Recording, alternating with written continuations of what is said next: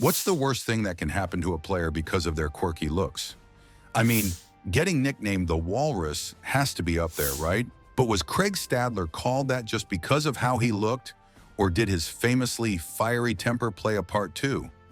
Craig Stadler's nickname, the Walrus, and his unique look definitely made him stand out in the world of golf. But was that the only reason people called him that?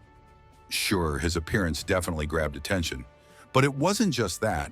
His fiery temper and the occasional outbursts on the course played a huge part in the way people saw him. Stadler didn't hide his frustration when things weren't going the way he wanted, and he made it pretty clear when he was upset. While that kind of honesty can be refreshing, it sometimes rubbed fans the wrong way. Even fellow players could be turned off by his on-course emotions.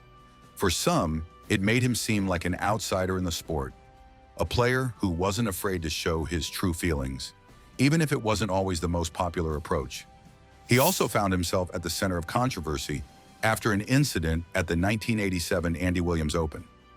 He was disqualified for kneeling on a towel to hit a shot from under a tree, an incident that shocked many and sparked plenty of criticism. To many, it seemed like a blatant disregard for the rules, and it didn't sit well with fans or officials who valued tradition and fair play. The controversy only added fuel to the fire of negativity that already surrounded Stadler, giving people yet another reason to question his approach to the game. But despite all the backlash, Stadler's rebellious attitude and his willingness to push boundaries set him apart.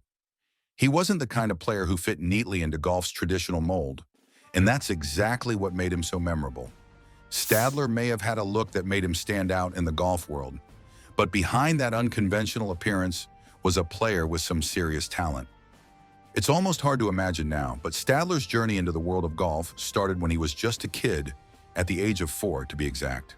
Born in San Diego, California, Stadler was introduced to golf by his father, and it didn't take long for his natural skill to shine through. By the time he reached his teenage years, Stadler was already turning heads, proving that his early exposure to the game was going to pay off in a big way. It was at the University of Southern California where Stadler really began to make a name for himself in the world of competitive golf.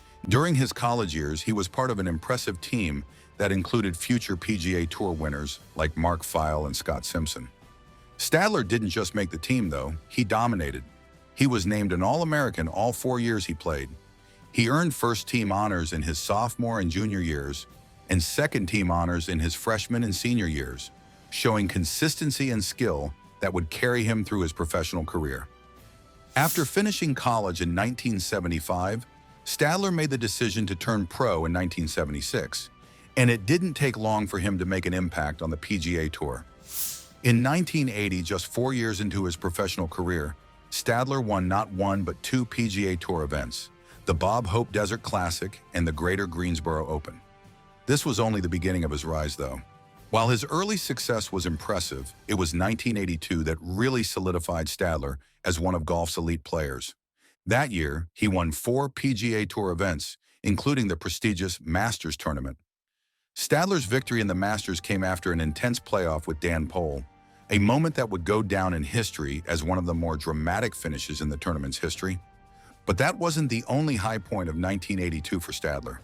He also took home the World Series of Golf at the end of the year, and with those victories, he finished atop the PGA Tour's money list for the only time in his career.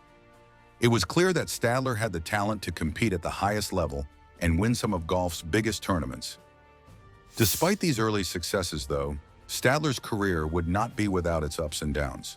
From 1984 to 1991, he experienced a dry spell, going without a PGA Tour win for more than 7 years. While this period of his career didn't feature many victories, it wasn't without its bright spots.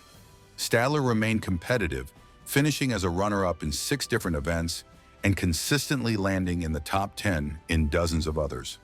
While the wins were not coming in America, Stadler was still finding success on the international stage. In 1985, he won the Swiss Open on the European Tour, followed by another victory in 1987 at the Dunlop Phoenix Tournament on the Japan Golf Tour.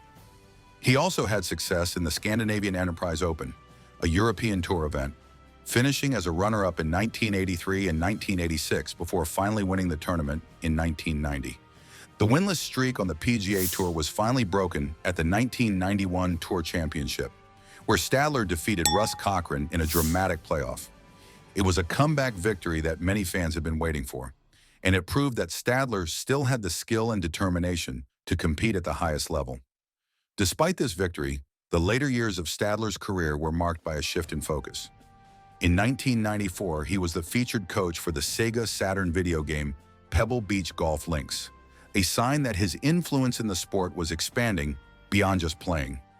2 years later, he made a memorable appearance as himself in the 1996 film Tin Cup, a popular golf movie that starred Kevin Costner. This movie would go on to become a cult classic among golf fans, and Stadler's cameo helped solidify his place in golf culture.